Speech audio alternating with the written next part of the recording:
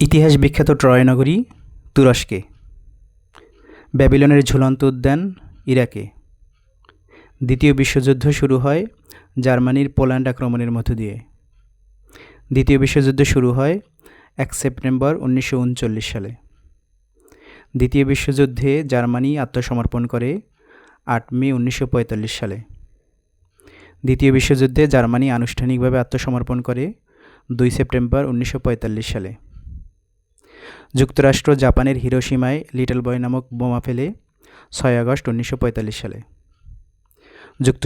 যুক্তরাষ্ট্র জাপানের নাগাসাকিতে ফ্যাটম্যান নামক বোমা ফেলে 9 আগস্ট 1945 সালে। জাতিসংঘের সাধারণ পরিষদের নিয়মিত অধিবেশন শুরু হয় সেপ্টেম্বর মাসের 3য় মঙ্গলবার। জাতিসংঘের সর্বশেষ 193তম সদস্য দক্ষিণ সুদান এবং সদস্যপদ লাভ করে 14 জুলাই 2011। ভিডিওটি দেখার জন্য নৈশ বিদ্যালয়ের ইউটিউব চ্যানেলের পক্ষ থেকে ধন্যবাদ।